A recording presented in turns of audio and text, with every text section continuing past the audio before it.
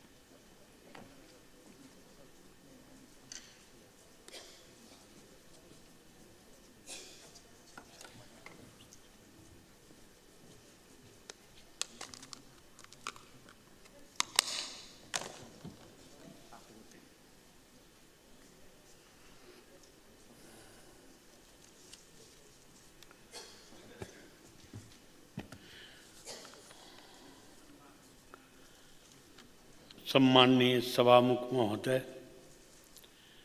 प्रतिनिधि सभा नियमावली 2075 को नियम 177 बमोजिम संवत 2079 साल असार 22 गते प्रतिनिधि सभा को बैठकले गठन भएको यस संसदीय छानबिन विशेष समितिलाई आर्थिक वर्ष 2079-2080 को आर्थिक विधेयक 79 मा करको दरहरू हेरफेर गर्ने सम्बन्धमा अनाधिकृत व्यक्ति प्रवेश गरेको विषय सार्वजनिक सञ्चारको माध्यममा प्रकाशन भएको र सो विषयलाई लिएर माननीय सदस्यहरूबाट समेत संसदमा कुरा उठाएको सम्बन्धमा सत्य तथ्य छानबिन गरी सुझाव सहितको प्रतिवेदन तयार गरी सभा समक्ष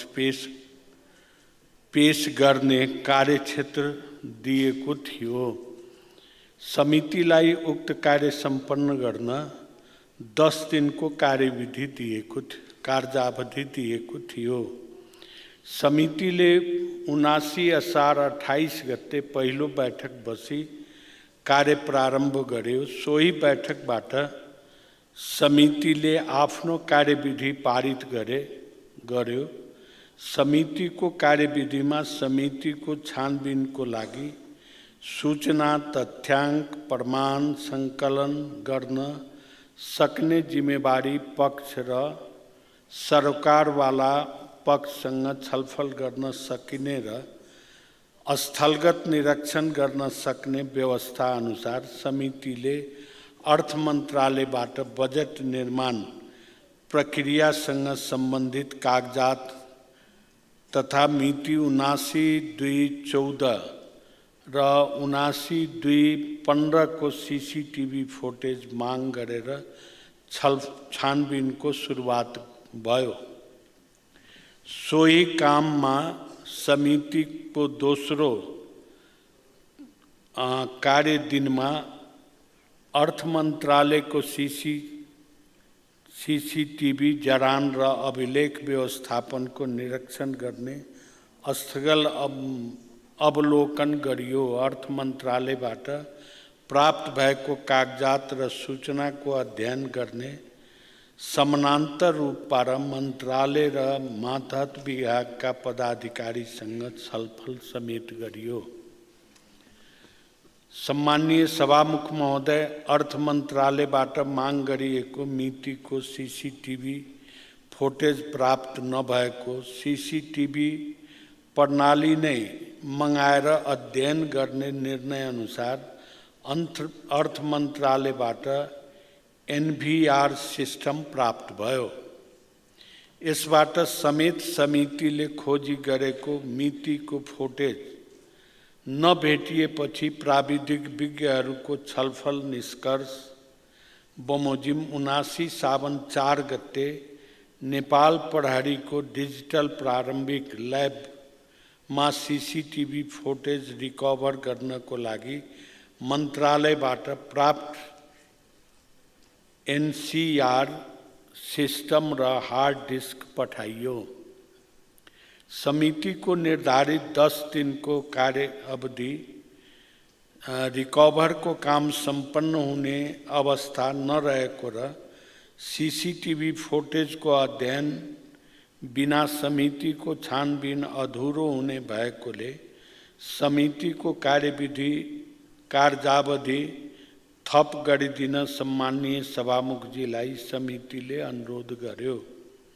समितिको कार्यावधि 7 दिन थप गर्ने सम्माननीय सभामुखजीले राख्नु भएको प्रस्तावमा प्रतिनिधि सभाको 19/2079 सावन 5 गतेको बैठकले सहमति जनाएपछि समितिको कार्यअवधि 7 दिन थप भयो।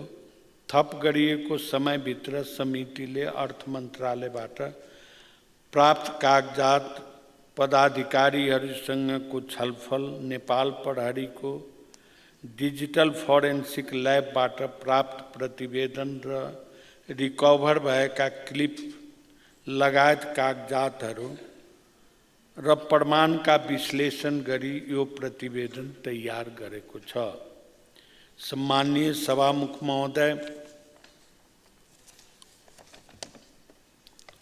समितिले थप गरिएको समेत 17 दिनको कार्यविधि मा 23वटा बैठक बसी 75 घण्टा समितिको काममा व्यतीत गरेको छ। समितिलाई सम्पूर्ण मार्गदर्शन प्रदान गर्नुहुने सम्माननीय सभामुख, समितिका सक्रिय सहभागिता जनाउनु हुने समितिको सबै माननीय सदस्यहरू, समितिका छलफलमा सहभागी भई समितिको छानबिनलाई सहयोग पुर्याउने आमन्त्रित व्यक्तिहरू, अहोरात्र खटी समितिको काम कारबाहीलाई व्यवस्थित बनाउन सहयोग गर्नुभएको समेत समिति सचिव र सचिवालयका कर्मचारीहरू,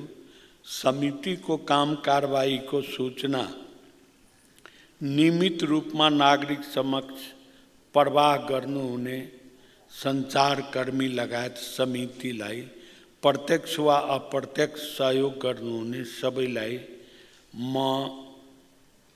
हार्दिक धन्यवाद दिन्छु।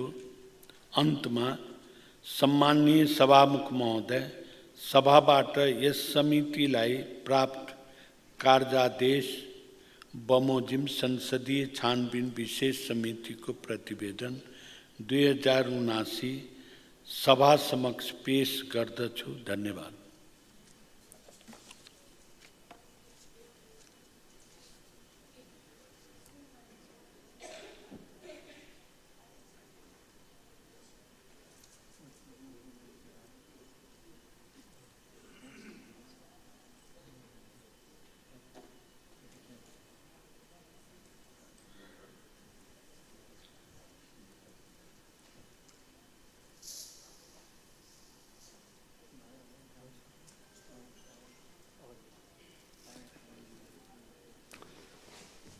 माननीय सदस्यहरू, प्रतिनिधि सभाको अर्को बैठक 2079 साउन 17 गते मङ्गलबार दिनको 1 बजे बस्ने गरी यो बैठक स्थगित हुन्छ।